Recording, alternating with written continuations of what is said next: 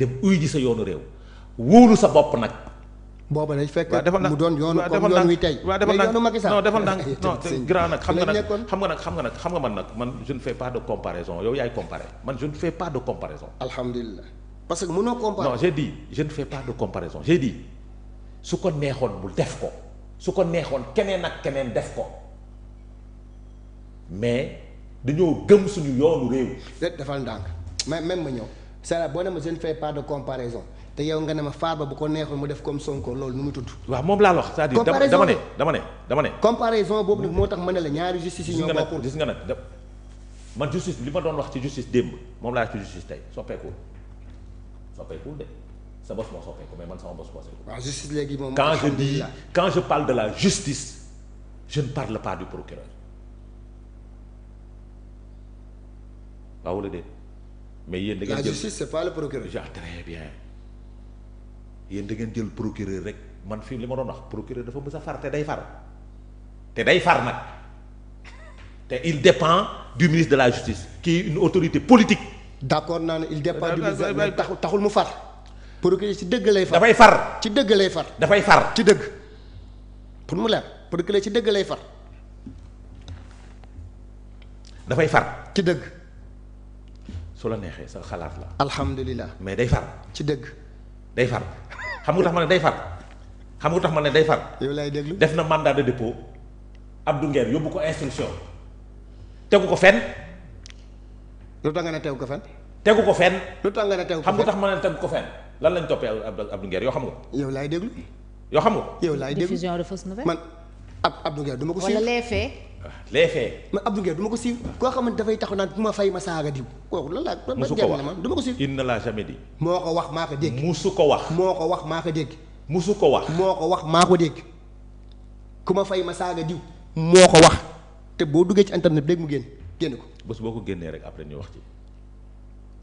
amu ko. il n'a jamais été dans ça. waaye boo ko sax du ma ko déglu. du dëgg jarul may xool sama connexion. du dëgg tey sur les faits ab nit moo def publication ñu dem jëli nit ki arrêté ko jàppoon ni moom la ñu dem jëli nit ki nekk du moom ñu dem jëli nit ki andi ko ki def publication bi gis nañ ko identifié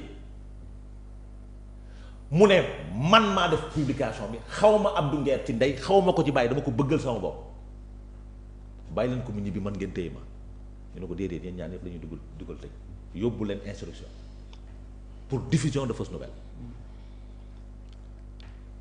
léegi loolu. dama ne.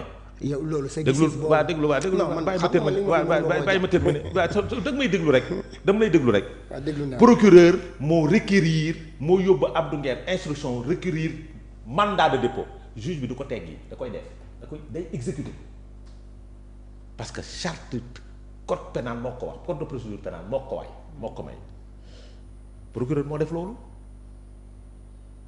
su yóbboon Abdou Nguer flagrant délit 2 jours après lañ koy àtte parce que man flagrant délit lañ ma toppee pour diffusion de fausses nouvelles yóbbu ma flagrant délit fan lañ ko teg loolu du procureur bu far. déet loolu du déglul. déet juum nga ma ñëw mais ma daaneel loolu du far. parce que ci biir assemblée nationale attaqué nañ frontalement indirectement Abdou Nguer ba pare ne on va les effacer tous yàggatul et il assume il va prendre les choses en main. et pourquoi nga jël wax boobu noonu jox ko attribué ko Abdou Nguer. man moom laa bëgg. ah kon sa gis-gis la. parce que Abdou Nguer moo fi amul certificat alhamdulilah Abdou Nguer moo fi amul certificat parmi les chroniqueurs. Abdou Nguer. moo fi amul certificat. certificat lan. moom la waa ji wax ne Abdou Nguer amul certificat ba pare def diffusion de fausses nouvelles dañ koy fay muy wax moom mu def diffusion de fausses nouvelles.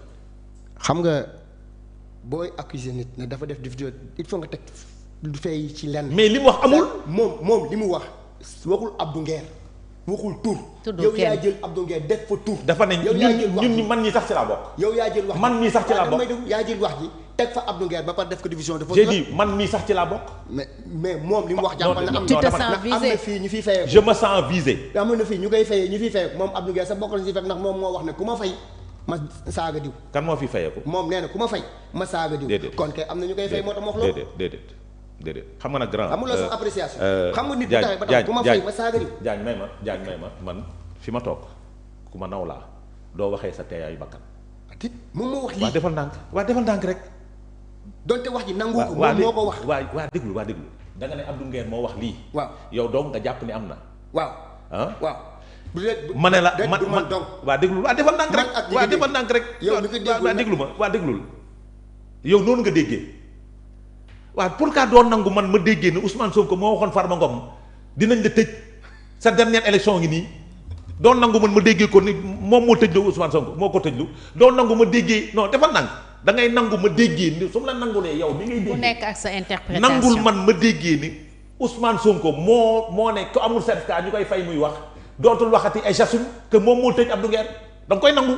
du ma ko nangu ndax Ousmane Sonko bi muy wax Abdou Nguer tax koo jékki yi wax Abdou Nguer c'est le cadet de ses soucis. d'accord du ngeen mës a déggoo waaw léegi ci point boobu donc avançons du ñu jubal suñuy avancé mooy voici la situation bi nga xam ni moo tax ma naan la procureur day far xam nga tax parce que tëj na Abdou Nguer te tegu ko ci yoon. ci li nga jàpp. waaw man loolu laa jàpp tëj na ko te tegu ci yoon te dina ko sax dina ko xàq nag moom. sa xalaat. moom laa jàpp est-ce que tu comprends parce que jaay na ko doole moo tax ma ne le procureur day fay maintenant justice. fi ma taxawoon sur les juges fa laa taxaw ba tey démb ak barke démb sama position du ma sa changer du ma sa varier parce que les juges ne dépendent de qui que ce soit ne dépendent de personne amuñu kilifa ku amul kilifa nag doo far ki am kilifa yaay far parce que dañoo ëmb sa sànqal ko ëmb sa sànqal ëmb sa sutura te nag beneen mbir moom.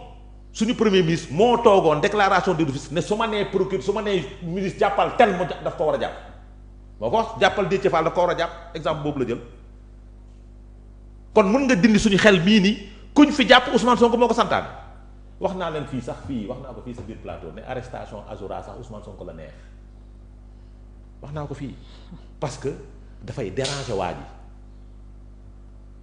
wax naa ko parce que moo def déclaration bi moo ko wax.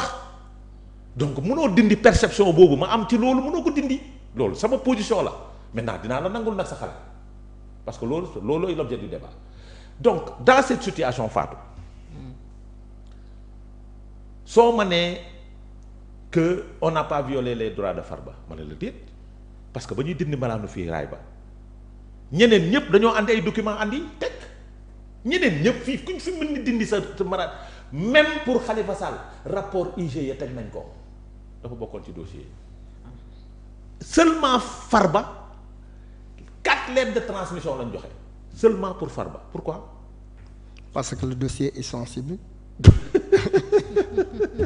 Déjà nous débattons avec un enseignant il est très intelligent.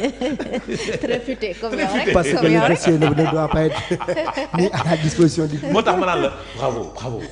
parce que le dossier ne doit pas bravo malheureusement ton parti votre mouvement. xale ne woon na la am nga client il est dans le live d'ailleurs ñu ngi koy gërëm di ko nuyu.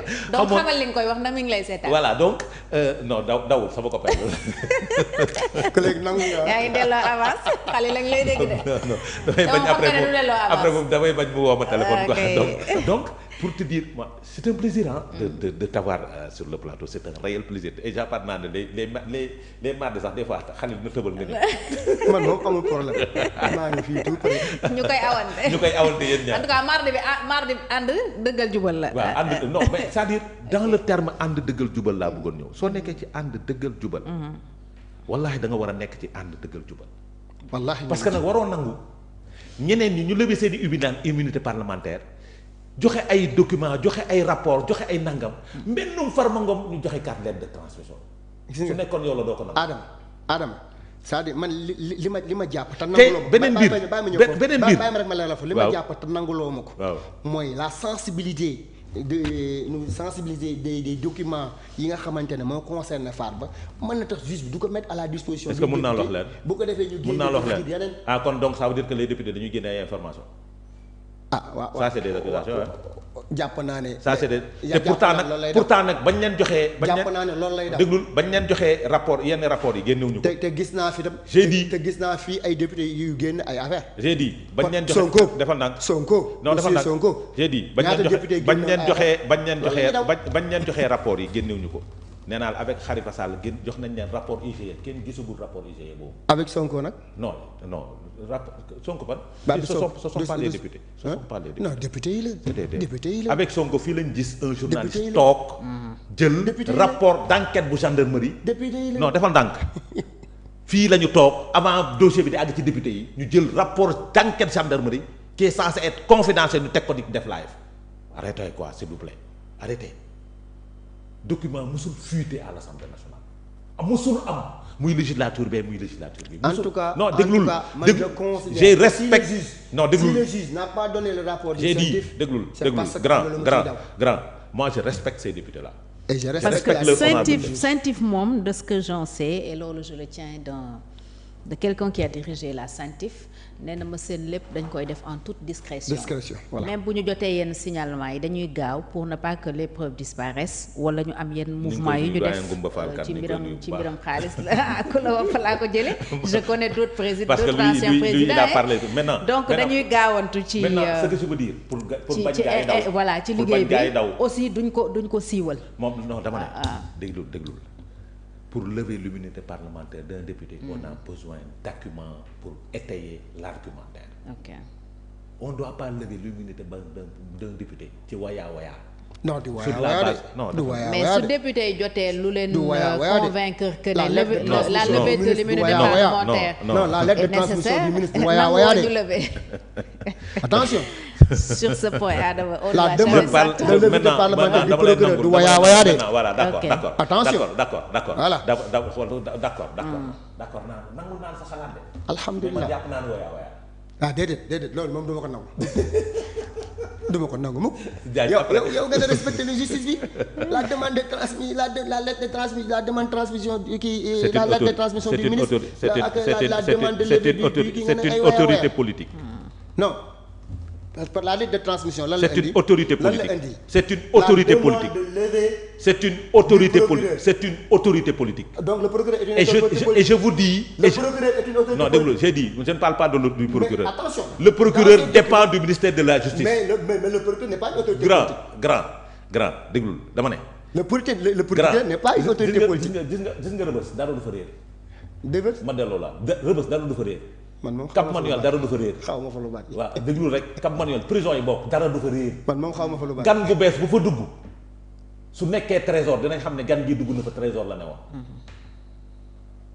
dégg nga baax li ma la wax mais déggal baax li ma la wax la demande déglul la demande déglul fi ma ñëw waaw non j'ai pas dit la demande le procureur n'est pas une autorité politique ma bëgg mu leer loolu le procureur n'est pas une autorité politique dépend d'une autorité politique. mais cela ne fait pas de lui une autorité politique. dama ne waaw gis nga nag. c'est ton organisation judiciaire qui est comme ça. grand gis nga nag déclaration pouvoir moom. soo défendre pouvoir te position yi dama koy nangu de dama leen koy nangu. def naa ko démb ak barki démb xam naa ko quoi. xaw man def naa ko yii nii def naa ko démb ak barki démb fii. ci nga nekkoon démb. ci laa nekkoon démb. tey da nga cee génn. yow yaa nekk ci loolu ci li ma nekkoon démb yaa ci nekk tey man ma nekk ci li nga nekkoon démb. te yàlla naa ci yàgg. yàlla naa ci yàgg nag mooy yàlla naa yàgg bu war 50 ans lañ bëgg a def nag Adama. yàlla na ko yàlla may. amiin yàlla na c'est-à-dire ci njëriñu Sénégal. su nekkee moo gën ci Sénégal yàlla may mais ni mu tàmbalee nii dara baaxul. on a un autre sujet. baaxul ci yow évacuer leen bii mais ni mu tàmbalee nii moom moo gën c'est-à-dire dañu d'accord sur les principes. ok parce que la levée d'immunité parlementaire